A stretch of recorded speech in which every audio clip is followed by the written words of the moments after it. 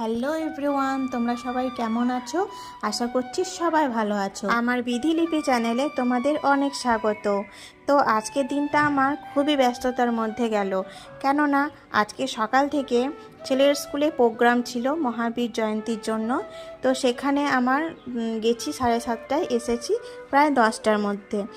আর আবার এসে আবার কি করলাম, ছেলেকে একটু কিছু খাইয়ে টিফিন করিয়ে নিয়ে গেলাম হেলথ সেন্টার, কারণ ছেলের 5 বছর পূর্ণ হয়েছে। 5 বছরের একটা ইঞ্জেকশান আছে, তো সেটাই দিতে নিয়ে গেছিলাম।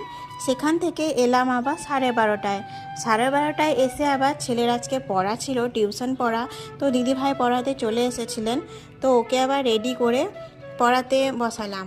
তো পড়াতে বসিয়ে আবার আমি রান্না শুরু করতে করতে হয়ে গেল 1টা। তো 1টা থেকে রান্না করতে করতে হয়ে গেল তোমার 2:30টা। তো 2:30টার সময় রান্না হয়েছে, সমস্ত গোছানো করতে করতে হয়ে গেল তোমার 3টে। এই করতে করতে হয়ে গেল তোমার 4টে। তো আমরা খেয়েছি প্রায় 4টের সময় দুপুরে খাবারটা খেয়েছি। তো এত দেরি হয়ে গেল, খুবই ক্লান্ত লাগছিল শরীরটা, তাই আর কিছু কাজ করিনি, একটু রেস্ট নিয়েছিলাম। ছেলেকে ঘুম পাড়াতে পাড়াতে আমিও একটু শুয়ে গেছিলাম, আর আমারও চোখটা একটু লেগে গেছিলো। তাই দেখো আবার উঠলাম আমি প্রায় 5:30টার মতো বাজে তখন। তো সমস্ত কিছু পড়েছিল রান্নার কাছে, গ্যাসটা তখন পরিষ্কার করিনি, আর বাসনগুলোও পড়েছিল, সেগুলো নামিয়ে এখন ঘরটা পরিষ্কার করে নিচ্ছি, তারপরে বাসনগুলো ধুয়ে নেব।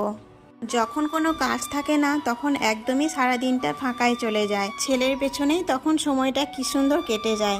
আর আজকে দেখো কোনো কিছুরই সময় পেলাম না।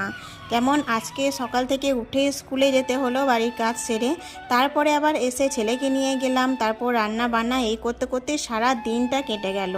তো এই সন্ধ্যার সময় সমস্ত কাজ এখন সারছি। আর একটা কথা বন্ধুরা, তোমাদের কাছে আমি অনেক কৃতজ্ঞ যে আমার ভিডিওগুলো তোমরা দেখছো, আমার খুবই ভালো লাগছে। তার সঙ্গে একটা কথা বলতে চাই, প্লিজ তোমরা একটু সাবস্ক্রাইব করে দিও। অনেক আশা নিয়ে একটা ইউটিউবের চ্যানেল খুলেছি, প্লিজ তোমরা একটু সাবস্ক্রাইব করে দিও। ধন্যবাদ।